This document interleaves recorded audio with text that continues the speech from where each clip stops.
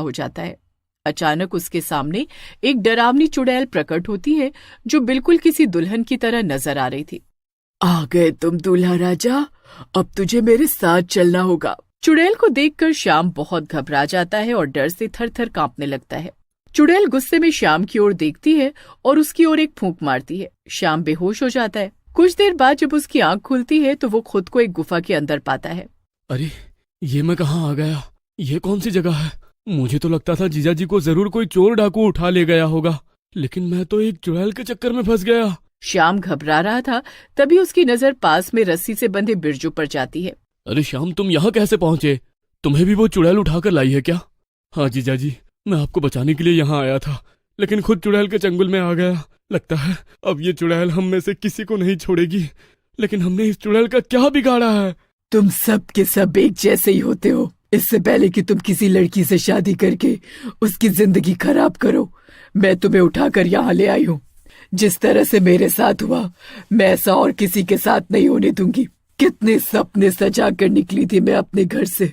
मेरे दूल्हे ने भी मेरे साथ जीने मरने की कसमें खाई थी, लेकिन अपनी जान बचाने के लिए मुझे डाकुओं को सौंप कर भाग गया वो डरपोक। देखो चुड़ैल बहन, हम समझते हैं आपके साथ जो भी हुआ बहुत बुरा हुआ, लेकिन हम वैसे दुल्हे बिल्कुल भी नहीं हैं।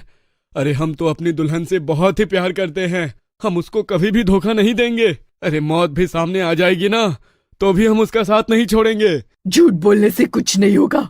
अब तुम दोनों को सारी जिंदगी इसी गुफा में सड़ना होगा। चुड़ैल की बात सुनकर बिरजू और श्याम फूट फूट कर रोने लगते हैं। तभी वहाँ पर हरीश आ जाता है। मेरी फुल्की, ये तुम ही हो ना? देखो, तुम्हें जो भी सजा देनी है तुम मुझे दो।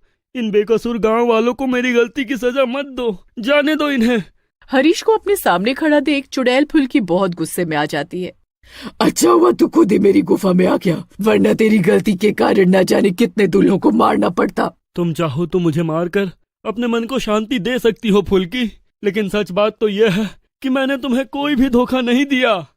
तुम्हें कोई गलत फहमी हुई है। अरे उस रोज जब डाकुओं ने हमारी बारात पर हमला किया तो तुम डोली में गहरी नींद में सोई हुई थी, इसलिए तुम्हें सच्चाई के बारे में नहीं पता। मैंने डाकुओं से बहुत विनती की थी कि वो तुम्हें भी हमारे साथ जाने दे, चाहे तो उसके बदले हमारा रुपया पैसा धन दौलत सब कुछ ले ले, लेकिन वो लोग नहीं माने और मुझे और मेरे परिवार को जान से मारने की धमकी देने लगे। मजबूरी में मुझे वहां से जाना पड़ा, लेकिन मैं सच कहता हूँ, मैंने तुम्हें कोई धोखा नहीं दिया था। अरे मैंने आज तक शादी नहीं की है, बल्कि तुम्हारी यादों में ही अपना जीवन बिता रहा हूँ। हरीश